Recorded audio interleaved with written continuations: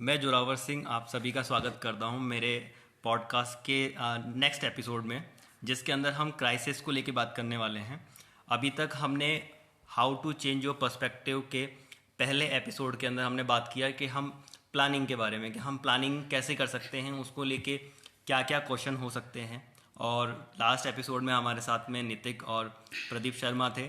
दोनों ही स्टूडेंट्स ने अपने अपने विचार भी रखे, साथ में अपना एक्सपीरियंस रखा और उसके साथ में उन्होंने अपने कुछ क्वेश्चंस भी रखे। और मैं चाहता था कि इन क्वेश्चंस का आंसर जो हो कोई एक्सपर्ट दें तो ज़्यादा बेटर रहेगा, ताकि उन बच्चों तक प्रॉपर आंसर पहुँचे। उसके साथ साथ में जो भी स्टूडेंट या जितने भी हमारे लिसनर्स हैं जो स्पॉटिफाई पे अभी हमको सुन रहे हैं, तो उनके पास में भी एक प्रॉपर आंसर पहुँचे, ताकि जो भी 30-40 मिनट का जो सेशन होता है उससे वो एक अच्छा आउटपुट लेके जाएं और अपने जीवन का निर्माण करें। तो इसके रिगार्डिंग आज हमारे साथ में जो स्पीकर हैं, मैं उनका स्वागत करना चाहूँगा। नमस्कार सर। नमस्कार जी। सर का सबसे पहले मैं इंट्रोडक्शन देना चाहता हूँ। सर का नाम है डॉक्टर सुमेर सिंह राठौड़, जो कि राजस्थान के एक निजी विश्वविद्यालय में कार्य करते हैं। आप मोटिवेशनल स्पीकर हैं और बहुत सारे वेरियस अलग अलग सेक्टर्स और सब्जेक्ट्स हैं, उनके जाने माने लेखक हैं। हमने आपके प्रकाशित काफ़ी लेख पढ़े हैं सर, जिसमें आपका एक लेख जो है जीवन को जीवंत बनाए से मैं काफ़ी प्रभावित हुआ। साथ ही मेरी टीम के काफ़ी मेंबर्स ने भी उसको पढ़ा। और उसके बाद हमने जो आपकी बाकी जो प्रकाशित लेख हैं जो अखबारों में छपते रहते हैं, तो उसको भी हमने पढ़ा और हमने देखा कि आप ना सिर्फ जो एजुकेशनल चीज़ें हैं उस पर फोकस करते हैं, बल्कि जो स्किल इंडिया वाला जो काम है, जिसमें कैसे हम हमारे देश से बेरोजगारी को दूर करके और अच्छे जो हमारे जॉब हैं उनको हासिल करें और किसी एक पर्टिकुलर चीज़ के पीछे भागकर अपना जीवन खराब ना करें, उसमें कैसे हम इन चीज़ों को सॉल्व कर सकते हैं और कैसे हम अपनी जो देश है उसके अंदर एम्प्लॉयमेंट को न सिर्फ बढ़ाएं बल्कि जनरेट करें, ताकि जीडीपी या जिन चीज़ों के बारे में हम बात करते हैं वो और ग्रो कर सकें। तो सर से मैं बोलना चाहूँगा पहली चीज़ तो कि सर आपने क्वेश्चन कल सुनी लिए। जी मैंने बिल्कुल। सर को कुछ क्लिप्स यहाँ पे सर को सुना दिया था, जिससे सर को स्टूडेंट्स के कुछ क्वेश्चंस पता लग जाएं। हालांकि वैसे सर काफ़ी काम कर चुके हैं, तो सर को वैसे स्टूडेंट की मेंटालिटी जो है वो पता है कि क्या क्या उसको प्रॉब्लम आ सकते हैं। फिर भी मैंने स्पेसिफिक जो बच्चों के क्वेश्चन थे और जो मेरे मन में भी उत्पन्न हुए उस समय, तो वो मैंने सर को बताया।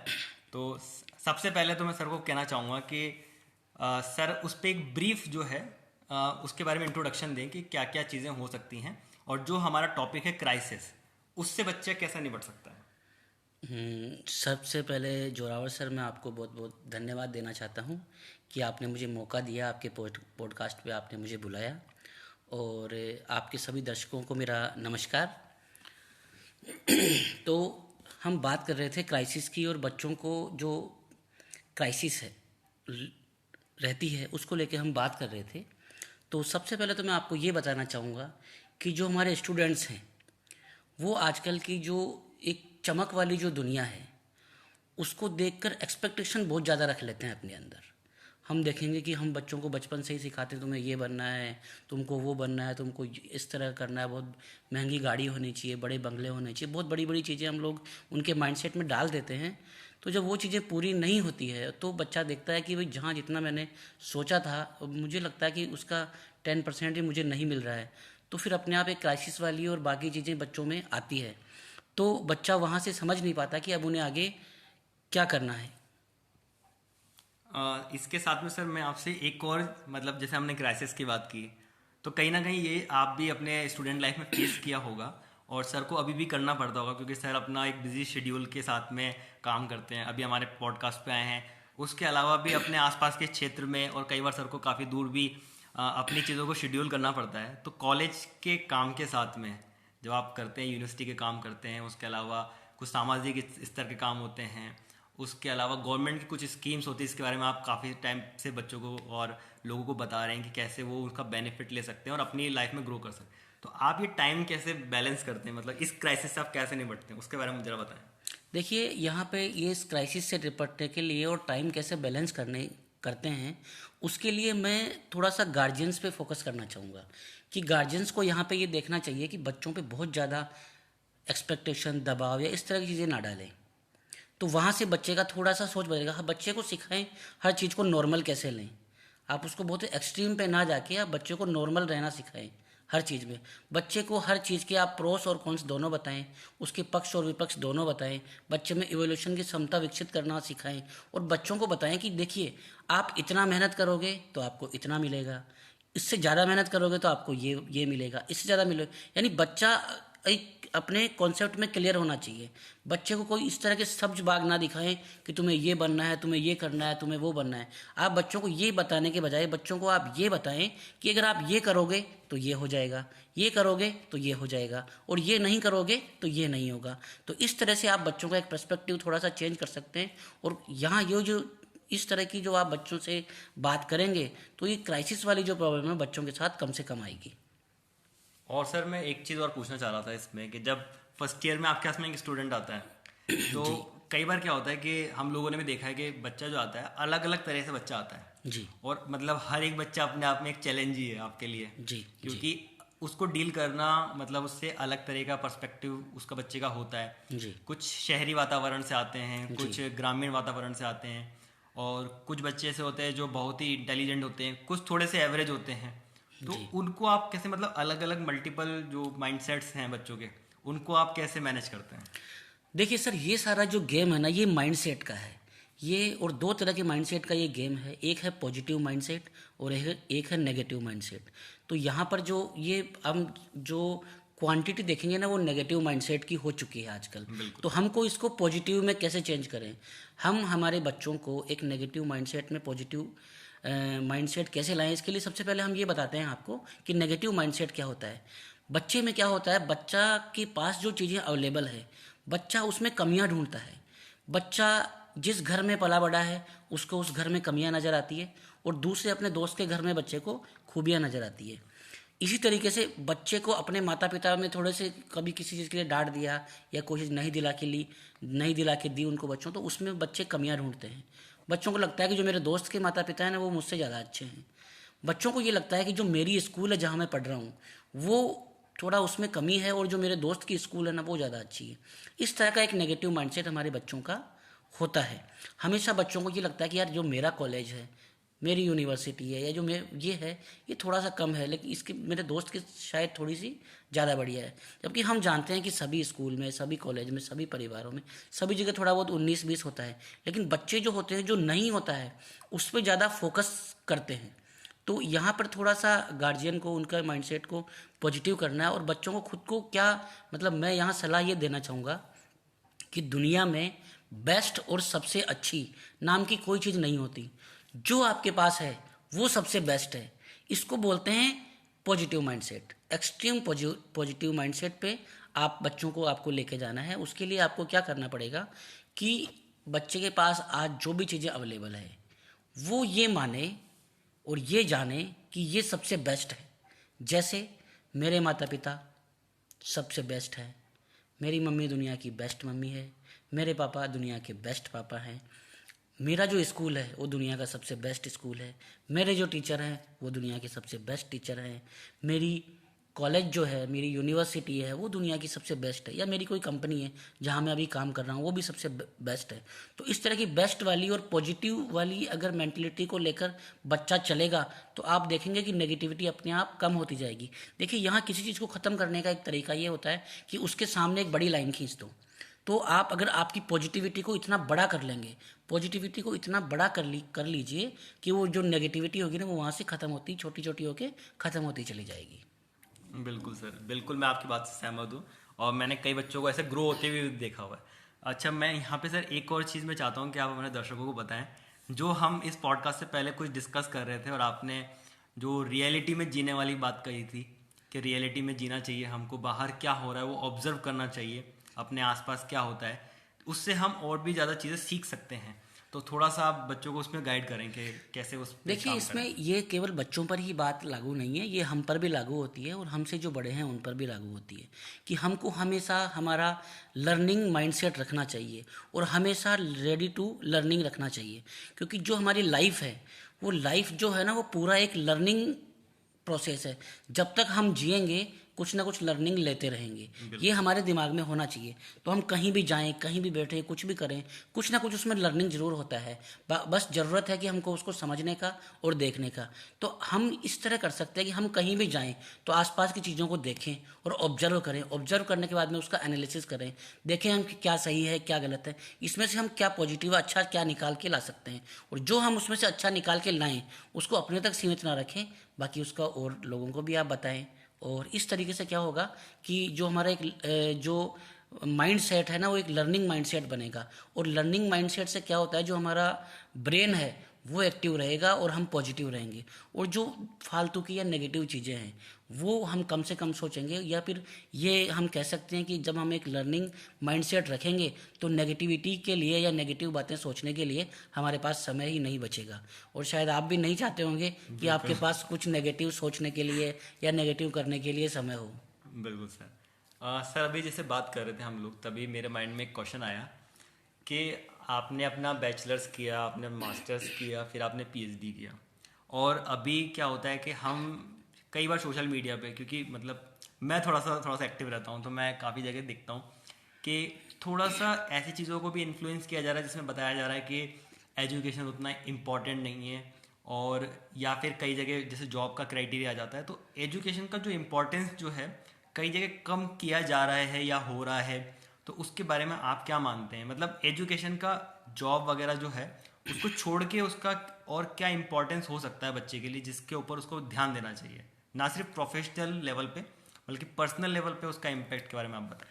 देखिए, एजुकेशन का जो इम्पोर्टेंस है वो शुरू से रहा है और आगे भी रहेगा। कोई भी बच्चा, कोई भी व्यक्ति ये ना सोचे कि एजुकेशन का कोई महत्व नहीं है। शिक्षा का जितना महत्व है उतना शायद और किसी का भी नहीं है।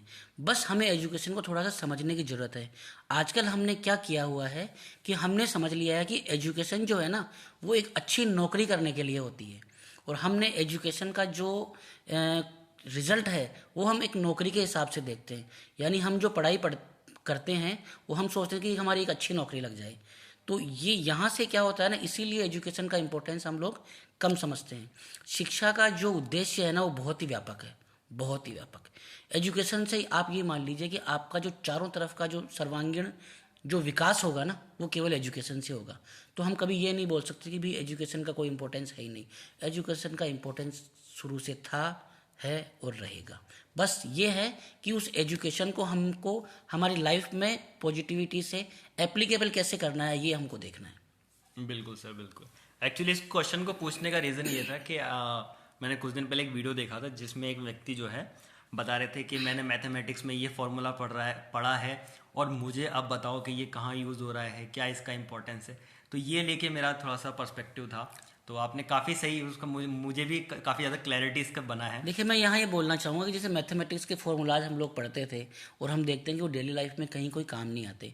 और जैसे हमने काफ़ी तरह की इक्वेशन सोल्व की होगी।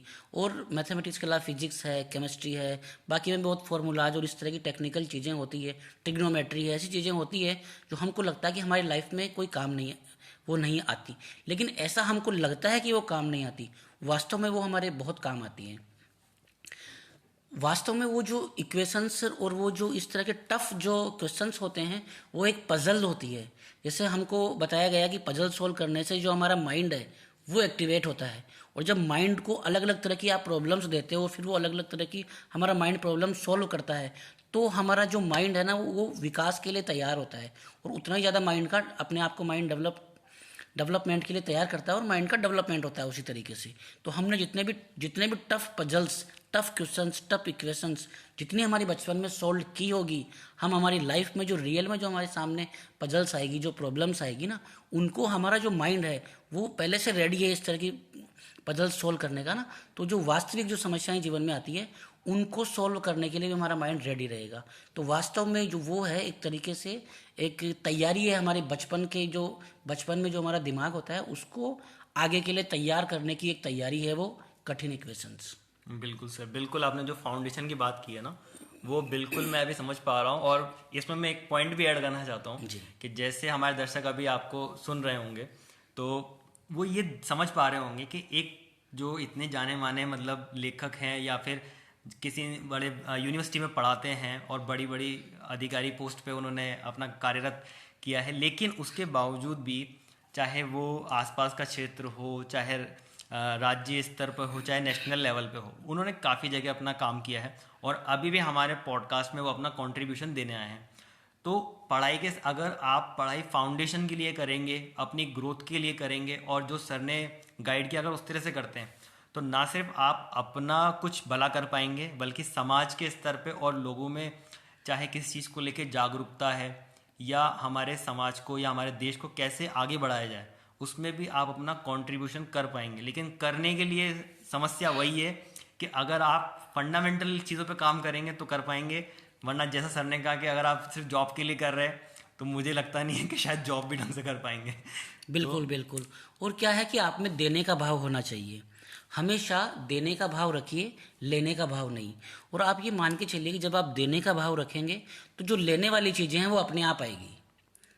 बिल्कुल सर। जब भी आपका भाव देने का रहेगा तो लेने, जैसे मान लीजिए एग्जाम्पल के लिए हम देखते हैं कि आपका ये पॉडकास्ट चैनल है या आपने शुरू किया होगा, तो अब इसका अब क्या है कि आपका जितना इसमें देने का भाव रहेगा, जिस तरह जैसे मान लीजिए इतने भी लोग आपके पॉडकास्ट को सुन रहे होंगे, तो उनकी लाइफ में अगर आप कोई भी उनकी लाइफ में कोई वैल्यू ऐड कर रहे हैं, आप इस पॉडकास्ट के माध्यम से उनको कोई ऐसी चीज़ दें कि उनकी लाइफ में कोई वैल्यू ऐड हो रही है, उनको ये लगे कि यार ये तो अपनी ही बात हो रही है। बिल्कुल सर। है ना। हमारे डिस्कशन में अगर आपके व्यूवर्स को, आपके दर्शकों को ऐसा लगता है कि यार ये तो मेरी बात हो रही है और उसको वहाँ से कुछ ना कुछ मोटिवेशन मिलता है या कोई नई चीज़ आपके माध्यम से मिलती है, तो ये उसको एक आपने उसकी लाइफ में एक वैल्यू दे दी, उसको वो कभी नहीं भूलेगा। तो इसको बोलते हैं देने का भाव, और इसके बदले में जो आपको मिलेगा वो बिना मांगे मिलेगा। तो इसलिए हमेशा देने का भाव रखिए। और अगर आप एजुकेटेड हैं या आप अपने किसी भी क्षेत्र में आप एक सक्सेसफुल हैं या कामयाब हैं, लेकिन उस कामयाब के मायने जो हैं वो सही मायने में तभी सफल होंगे जब आप अपनी चीज़ों को, अपने ज्ञान को आप लोगों में प्रसारित करें। आप अपने से आप लोगों को बताएं कि आप वहाँ तक कैसे पहुँचे या दूसरे लोग कैसे पहुँच सकते हैं। तो आप लोगों की लाइफ में वैल्यू ऐड करते जाइए, आपकी लाइफ में अपने आप वैल्यू ऐड होती जाएगी। बिल्कुल सर, बिल्कुल। क्योंकि क्या होता है ना कि हमने भी अपने टाइम पे मतलब काफ़ी ज़्यादा स्ट्रगल किया है, काफ़ी सारी चीज़ें देखी है।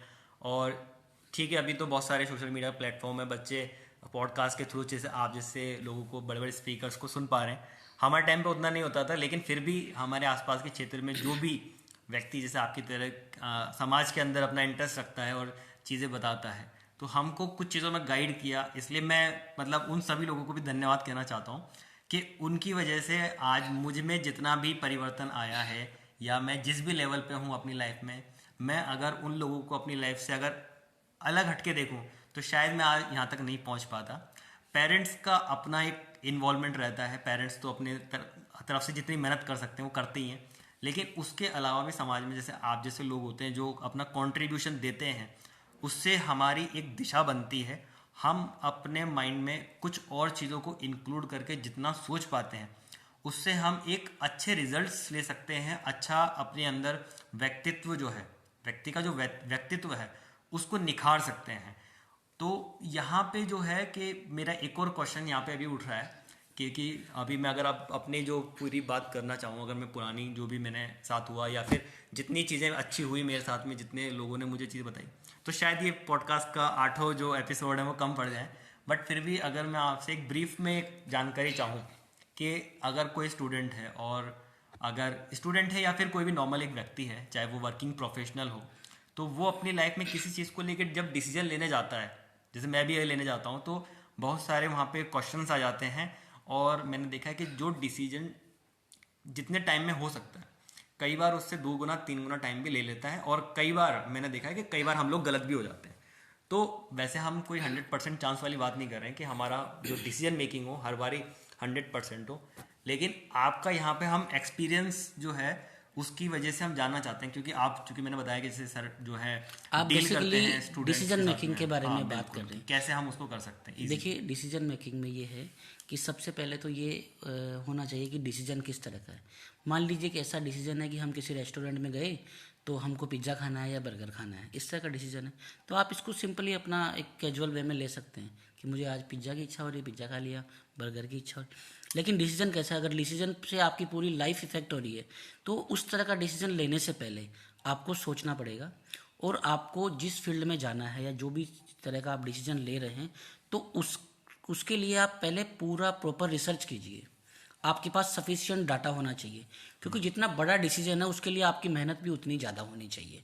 तो अगर आप ऐसा डिसीजन ले रहे हैं जिससे आपकी पूरी लाइफ आगे इफ़ेक्ट होने वाली है, तो मैं कहूँगा कि उसके लिए आपको बहुत ज़्यादा स्ट्रगल करना पड़ेगा, बहुत ज़्यादा रिसर्च करनी पड़ेगी, बहुत ज़्यादा लोगों से बात करनी पड़ेगी, बहुत ज़्यादा आपको बुक्स पढ़नी पड़ेगी, बहुत ज़्यादा अपने आपको आपकी जो आसपास चीज़ें हो रही हैं उनको ऑब्जर्व करना पड़ेगा, अपने इंटरेस्ट को देखना पड़ेगा सबसे। और अपने इसमें सबसे ज़रूरी है कि आपको अपने आप को समझना पड़ेगा कि कई लोग हैं जो आदमी इंजीनियरिंग माइंडसेट का है वो डॉक्टर नहीं बन सकता कभी भी। और ये जो माइंडसेट है वो सबसे अच्छा आपको कोई बता सकता है तो वो आप खुद ही हो। तो आप आंखें बंद करके देखिए कि आपको कौन सी तरह की चीज़ें करने में मज़ा आता है, किस तरह की चीज़ें आपको अच्छी लग रही है। और केवल अच्छी ही नहीं, आप उसको ये सोचिए कि उसको मुझे पूरी लाइफ लॉन्ग करनी है, तो मैं क्या कर पाऊँगा क्या। और इसमें ये आप ये कर सकते हैं, थोड़े टाइम तक करके देखिए।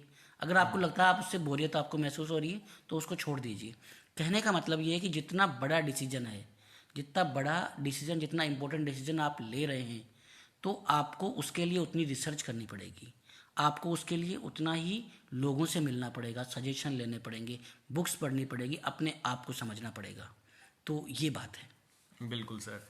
और अभी जैसे हमारा एपिसोड जैसे क्राइसिस के ऊपर है और सर ने मतलब मेरे हिसाब से काफ़ी सारे क्वेश्चंस का आंसर कर भी दिया है। बट यहाँ पे एक और क्वेश्चन मेरे माइंड में अभी ये आ रहा है कि चूंकि मतलब आप जो बात कह रहे हैं जितनी सारी चीज़ें हैं वो एक अकेले हम पे डिपेंड नहीं कर रहा, हमारे आसपास के इन्वायरमेंट पे डिपेंड करता है। तो एक गाइडेंस उसमें मैं चाहूँगा कि जैसे आपका एक नॉर्मल वर्किंग डे है, अब उसमें आपके आसपास 300-400, क्योंकि यूनिवर्सिटी की बात करें तो 300-400 लोग आपके आसपास हैं, आप उनसे रेगुलरली इंटरेक्ट कर रहे हैं।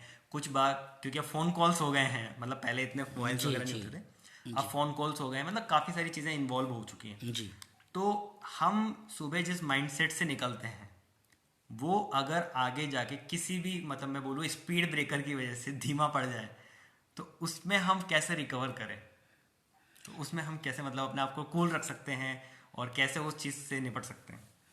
देखिए, आप जो बात कर रहे हैं वो डिस्ट्रैक्शन पे कर रहे हैं बिल्कुल। कि हम डिस्ट्रैक्ट कैसे ना हो। देखो, डिस्ट्रैक्शन से दूर रहने के लिए आपको ज़रूरत है मोटिवेट रहने की।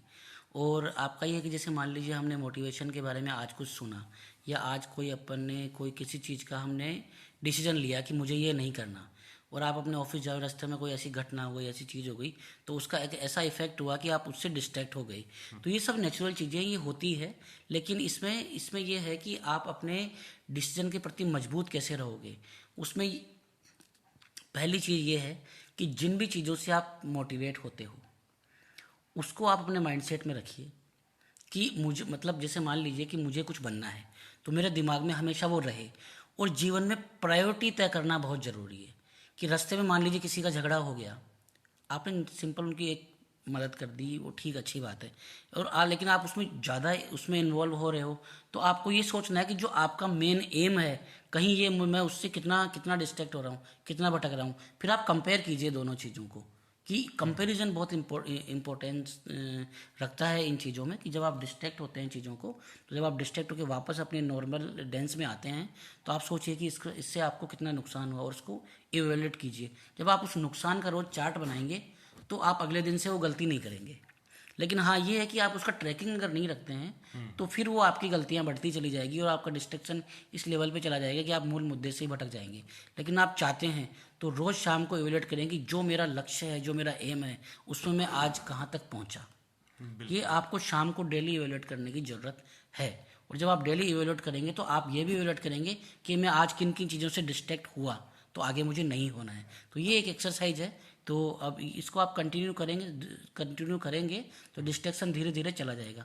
बाद में क्या होगा, एक नॉर्मलाइज चीज़ आएगी, कोई भी चीज़ ऐसी एक स्टेट आ जाएगी कि कोई चीज़ आपको डिस्ट्रैक्ट कर ही नहीं पाएगी। बिल्कुल बिल्कुल।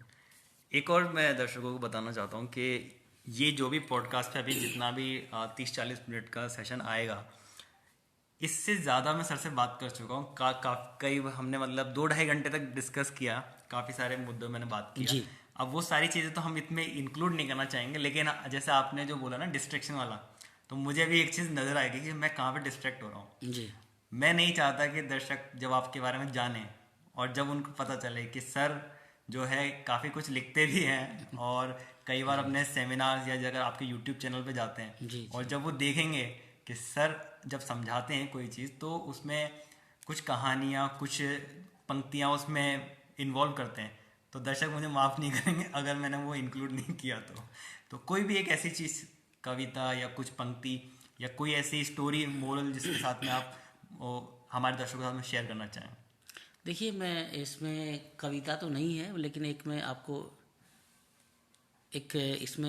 मैं एग्जांपल दे देता हूँ कि जैसे हम लोग नई नई गाड़ी चलाना सीखते हैं, बिल्कुल। तो हमको जो ड्राइविंग स्कूल से जो एक्सपर्ट होता है, जो हमको ड्राइविंग सिखाता है, तो हम देखिए गाड़ी चलाते हैं धीरे धीरे। पहले पहला गियर लगाना सीखेंगे, धीरे धीरे गाड़ी चलेगी, फिर उसके बाद में थोड़ा सा सेकंड गियर, फिर थोड़ी तेज़ चलेगी, फिर थोड़ी तेज, धीरे धीरे जब हम एक्सपर्ट हो जाएंगे तो उस गाड़ी को हम अच्छे से चला लेंगे। तो ये ही लाइफ है। लाइफ को आपको अच्छे से जीने के लिए ऐसा नहीं है कि आप अभी पैदा हुए, अभी आपकी ज़्यादा एज भी नहीं है और आप अभी से आप लाइफ में एक्सपर्ट हो गए। हर चीज़ जो होती है ना, वो एक्सपीरियंस के साथ में, समय के साथ में चीज़ें आती है। तो आप उसका वेट करें और बस जिस समय जो जितना ज़रूरत होती है ना, आप उसको उतना उस समय सीखें। तो ये एक चीज़ है। बिल्कुल।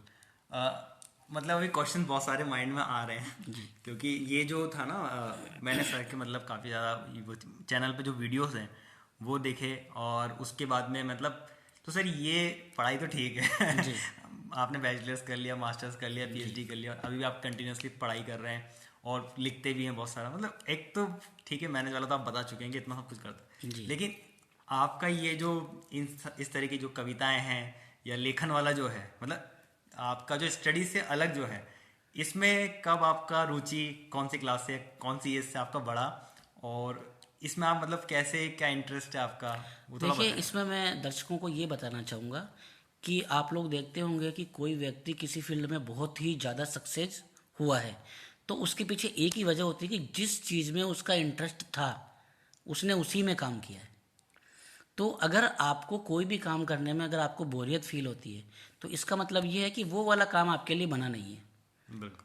है ना। तो अगर आप आपकी इंटरेस्ट की चीज़ें करेंगे तो आप उसमें आप थकेंगे नहीं, आप डी एनर्जाइज नहीं होंगे। और आपको रात को 12 बजे भी उठा के आपकी कोई हॉबी वाली चीज़ के लिए बोले तो आप उसके लिए करने के लिए तैयार रहेंगे। तो कहीं ना कहीं मुझे लगता है कि ये सब चीज़ें मेरी हॉबी है।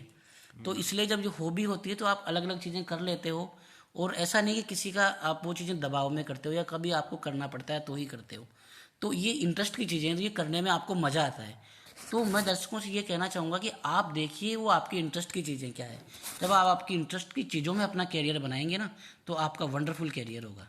बिल्कुल। एक और जो मतलब जो भी सर ने अभी बताया कि किन किन चीज़ों में सर इंटरेस्ट लेते हैं, किस तरह से उनका माइंडसेट है इसको लेके, मुझे जो उसमें देखने को जो मतलब जो बाहर से जो मैं देख पा रहा हूँ ना, मुझे ऐसा लगता है कि जब सर ये सारी चीज़ें करते हैं तो सर का दिल खुश रहता है, और जब सर का दिल खुश रहता है तो सर का जो पूरा दिन जो माइंडसेट रहता है ना, वो अपने आप ही एक मोटिवेशन में चला जाता है। ऐसे कुछ है सर? जी बिल्कुल बिल्कुल बिल्कुल तो बिल्कुल। आप लोग भी जो है अपनी हॉबी पे ध्यान दें और अपनी जो भी बाकी जो एक्टिविटीज़ हैं, चाहे स्टडी हो चाहे आप वर्किंग प्रोफेशनल हो, आप उस पर ज़रूर काम करें। यहाँ मैं आपको हॉबीज़ पे एक चीज़ बोलना चाहूँगा कि नॉर्मली ये गार्जियनों के लिए बात है कि गार्जियन बोलते हैं कि बच्चों अभी पढ़ लो और ये हॉबी वाली जो चीज़ें हैं ना, ये आप बाद में कर लेना। लेकिन क्या लाइफ में एक बैलेंस होना चाहिए, बाद में कुछ भी नहीं होता। मैं ये कहूँगा कि आपकी पढ़ाई लिखाई और आपके कैरियर के प्रति जो सीरियसनेस है और आपकी हॉबीज है, ये सब पैरेलल एक साथ चलनी चाहिए। बाद के लिए कुछ नहीं होता, यानी जो करना है आज करो, कल कुछ नहीं। तो आपकी इंटरेस्ट की चीज़ें, आपकी पढ़ाई की चीज़ें, आपकी कैरियर की चीज़ें, मेहनत की चीज़ें और बाकी आपका जो भी शौक़ है वो सब एक साथ चलेंगे। ऐसा नहीं कि आज एक चीज़ चलेगी कल एक, ऐसा कुछ भी नहीं है।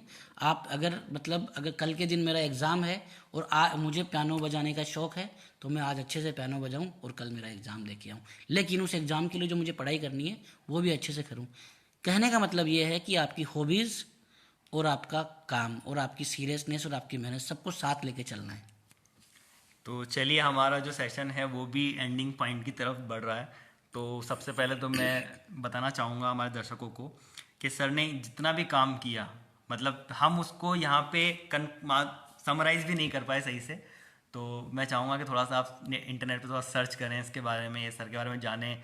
और हमारे जो जहाँ पे पॉडकास्ट का लिंक्स वगैरह हमारी वेबसाइट पे जब वहाँ पे लिंक डलेगा तो वहाँ पे मैं कुछ इन्फॉर्मेशन डाल दूँगा जिसकी वजह से आप सर तक कांटेक्ट कर सकते हैं, उनकी चीज़ों को थोड़ा और एक्सप्लोर कर सकते हैं, क्योंकि मैं चाहूँगा कि आप बिल्कुल इसको जानें, क्योंकि इतने से सेशन में वो सारी चीज़ लाना थोड़ा सा मुश्किल हो जाता है ना, चाहे मेरे जैसा कोई व्यक्ति हो तो फिर भी सर ने अपने हिसाब से काफ़ी कम शब्दों के अंदर काफ़ी सारा इन्फॉर्मेशन आपको देने का कोशिश किया और आप तक पहुंचा भी होगा। और मुझे ऐसा लगता है कि मेरे अंदर भी काफ़ी ज़्यादा क्लैरिटी बन रही है।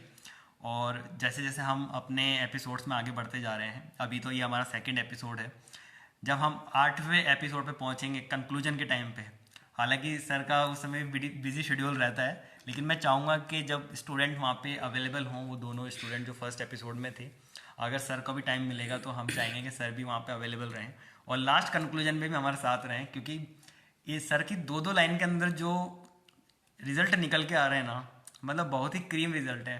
और आप ये मान के चलें कि किसी व्यक्ति ने एक पूरी तपस्या करी, जैसे सर ने कहा कि आप बहुत छोटी उम्र में एक्सपर्ट नहीं बन सकते, आपको एक्सपीरियंस से करना पड़ेगा सब कुछ, जी एक्सपीरियंस से आप बिल्कुल सीखते हैं। बिल्कुल। तो इतना सारा जो एक्सपीरियंस है उसका जो क्रीम है वो दो लाइन में निकल के आ रहा है, तो आप उन चीज़ों पे थोड़ा सा वर्कआउट करें, जी देखें। मैं इसमें एक चीज़ और जोड़ना चाहूँगा कि आपको किसी के बारे में जानने की या किसी से प्रभावित होने की ज़रूरत नहीं है। आपको सबसे पहले आप अपने बारे में जानिए और आप आज से लग जाइए अपनी खोज में। आपको सबसे पहले अपने बारे में जानना है कि मैं कौन हूँ। तो जब आप अपने बारे में ज़्यादा से ज़्यादा सोचेंगे ना, आप अभी आजकल आप क्या करते हैं, नॉर्मली आप दूसरों के बारे में सोचते हैं, वो क्या, और दूसरों से प्रभावित हो जाते हैं। किसी के प्रति आपकी घृणा होती है, किसी से आप लगता है कि ये बहुत अच्छा है, किसी के लिए आप देख के आप सोचते हैं कि मुझे इसके जैसा बनना है। इन सबसे पहले मैं आपसे ये कहना चाहूँगा कि आप एक बार अपने आप से मिलें। मुझे लगता है अभी तक आप अपने आप से मिले नहीं हैं, तो आप सबसे पहले अपने आप से मिलिए, अपने आप को जानिए। और दूसरों को जानने के लिए बहुत समय है आपके पास, सबसे पहले आपको अपने बारे में जानना है। तो मेरी ये बात याद रखें कि जितना आप अपने बारे में जानेंगे उतने ही आप दुनिया जान लेंगे।